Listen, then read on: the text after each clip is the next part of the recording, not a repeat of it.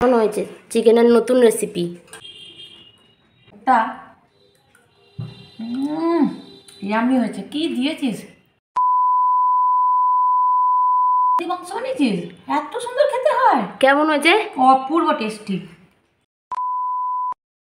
কি এমন উপকরণ দিয়ে চিকেন বানালাম যে এত সুস্বাদু হলো খেতে, সেটা জানার জন্য তোমাদের কিন্তু ভিডিওটা শেষ অবধি দেখতে হবে।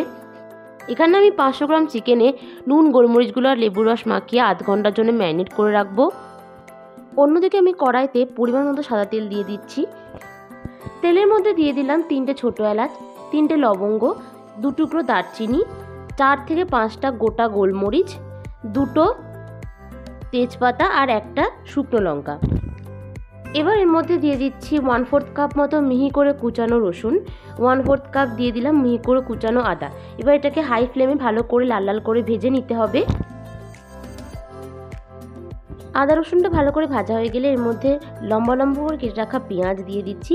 এটাকেও লালচে ব্রাউন কালার হওয়া অবধি ভালো করে হাই ফ্লেমে ভেজে নিতে হবে। পেঁয়াজটা ভালো করে ভাজা হয়ে গেলে এর মধ্যে ম্যারিনেট করে রাখা চিকেনটা দিয়ে দিচ্ছি। এবার চিকেনটাকে খুব ভালো করে হাই ফ্লেমে নেড়ে চেড়ে ভাজা ভাজা মতো করে নিতে হবে, যাতে চিকেনের হালকা কাঁচা ভাবটা চলে যায়। মোটামুটি 4-5 মিনিট ভেজে নিয়েছি। তারপরে দিয়ে দিচ্ছি টুকরো করে কেটে রাখা টমেটো।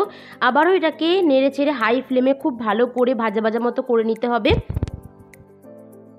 চিকেনটাকে লালচে করে ভেজে নিয়েছি। এবার দিয়ে দিচ্ছি 1/2 কাপ বেটে রাখা কাজু বাদাম, দিচ্ছি 1/4 টিস্পুন চিলি ফ্লেক্স, 1/4 টিস্পুন ধনে গুঁড়ো আর 1/4 টিস্পুন দিয়েছি মিক্সড আপ। এটা অপশনাল, তোমরা নাও দিতে পারো। এবার দেওয়ার পালা সেই স্পেশাল উপকরণটি, যার নাম হচ্ছে পিনাট বাটার। হ্যাঁ বন্ধুরা, আমি পিনাট বাটার দিয়ে এই চিকেনের রেসিপিটা বানিয়েছিলাম। খেতে কেমন হয়েছে সেটা তো মায়ের মুখে তোমরা শুনলেই। তো পিনাট বাটার দিয়ে এরকমভাবে চিকেনের রেসিপি একবার বাড়িতে ট্রাই করে দেখো, দুর্দান্ত স্বাদের খেতে হয়। পিনাট বাটার দিয়ে খুব ভালো করে কষিয়ে নেওয়ার পর দিয়ে দিচ্ছি 1 কাপ পরিমাণের জল। এটাকে ভালো করে এইভাবে নেড়েচেড়ে একটু মিশিয়ে নেবো। স্বাদ অনুযায়ী নুন দিয়ে দিলাম, নুনটা তোমরা চেক করে দিও। দিয়ে আবারও একটু মিশিয়ে নিচ্ছি। এবার আমি এটাকে ঢাকনা দিয়ে ততক্ষণ রান্না করব যতক্ষণ না মাংসটা খুব ভালো মতো সেদ্ধ হয়ে যাচ্ছে। 10-15 মিনিট পর আমি ঢাকনাটা খুলে নিচ্ছি। মাংস একদম সেদ্ধ হয়ে গেছে। নামানোর আগে দিচ্ছি 1 টেবিল চামচ বাটার আর অল্প একটু পরিমাণে ধনেপাতা কুচি। এবার হালকা হাতে একটু মিশিয়ে নিয়ে আমি এটাকে গরম গরম সার্ভ করে নেব। আমাদের পিনাট বাটার চিকেন কিন্তু একদম রেডি হয়ে গেছে সার্ভের জন্যে। আজকের এই ভিন্নভাবে তৈরি চিকেনের রেসিপি তোমাদের কেমন লাগলো অবশ্যই করে কমেন্ট করে জানিও। বাড়িতে একবার এই রেসিপিটা বানিয়ে দেখো, দারুণ লাগবে খেতে।